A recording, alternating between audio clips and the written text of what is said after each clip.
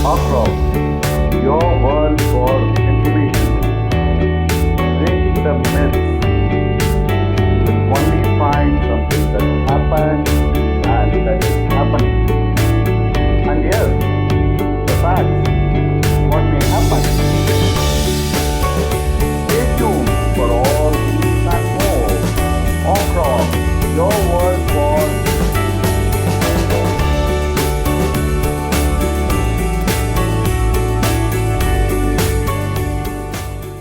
for the day is business impact analysis. Thanks to all those who have subscribed to my channel and watching my videos continuously and supporting me on a regular basis. For those who haven't, please check out my videos, and if you like them, please subscribe to my channel and share it with all your contacts. Let's get into the topic.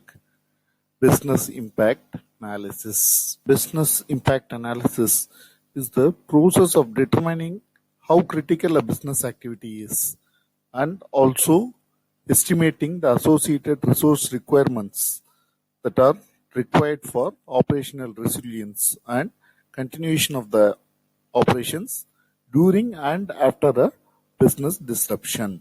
What is the purpose of a business impact analysis? Business impact analysis is a process that allows us to identify critical business functions. Why do we need to analyze the critical business functions? When there is a disruption, we need to understand which one are critical to our businesses. So to predict the consequence of a disruption, we need to understand what are the critical aspects of our business. This helps us in ensuring the right recovery strategies, and we could even limit the losses that can potentially occur. So it helps in the change management. Here the change is little bit adverse and which can impact the business continuity. So now there will be a question. What is the difference between a risk assessment and a business impact analysis? Risk assessments generally analyze the potential threats and the likelihood, severity and probability of a occurrence of a event that can disrupt the business, a potential showstopper. Whereas the business impact analysis explains the effect of a particular disaster and how severe they are. Typically, risk is an effect of uncertainty and a potential event that could occur.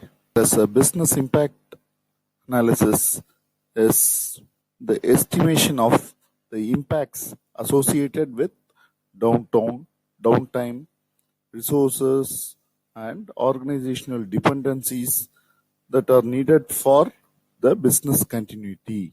What should be done first? Is it the business impact analysis or the risk assessment?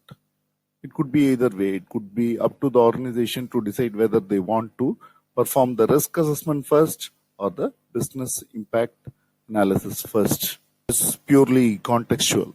So your risk assessments will help you to understand the risks that your business will face, and a business impact analysis will give you an idea of how quickly you'll have to get the business process up and running after an incident, after a disruption, minimize the damages or potential losses arising out of the disruption.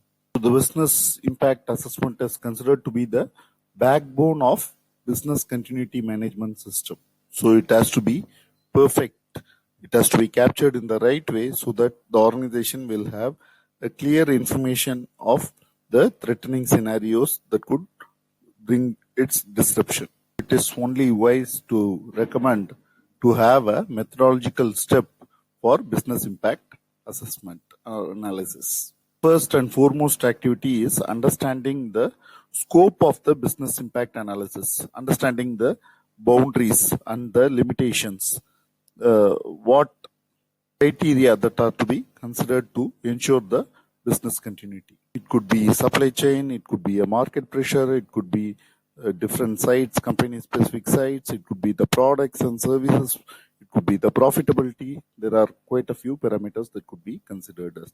We identify the scope, then we need to identify the activities that support the scope of the business impact analysis. The impact on operations as well as finance has to be estimated. The selection criteria for identifying the critical activities of the business is vital. When they are identified correctly, then we can calculate the maximum tolerable period of disruption, which is the timeline for the organization to revoke its operation to ensure its business continuity. There may be every organization or business is dictated by its contractual agreements or its service level agreements for its products and services. So, estimation of resources is another critical activity that is required for resumption of business disruptions. The businesses need to set a target time for resumption of product, service, or activity after an incident. This is called recovery time objective or RTO. The dependencies may be from some other supplier or partner or some other internal process that are critical to the activities. It is external, it is the contractual agreements that needs to ensure the BCMS. True it is that a company is only resilient as its weakest link in the supply chain. That is, you are as strong as your weakest link is. The next step is identification of the recovery point objectives. The recovery point objective is the amount of data lost because of a business disruption. So, this is the kind of tolerance that one can have in terms of length of time and in terms of loss of data or information. The methods for gathering the business information, this impact analysis information may be different, and it varies from organization to organization. It depends on the cost, it depends on the quality of information, and the strategies generally vary from organization to organization and depends on the size and complexity of the organization in question. Business impact analysis becomes the input for the business continuity plan that has to be in place for ensuring the business continuity. Once you have predicted the potential consequences of disruption to your business and its process, the potential cost to the losses to your business are identified.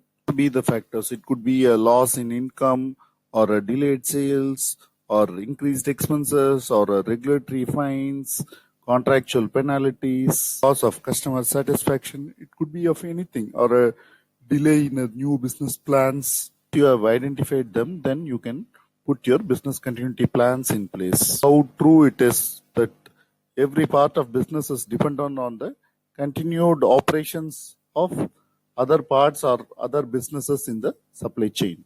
By obviously identifying the critical business areas, critical business functionalities, could handle the disruptions better. It is obvious that we will not be able to plan in the middle of a crisis, so it is always to have a plan in advance to ensure that the business is continuing. Any potential losses are reduced because of the quick recovery.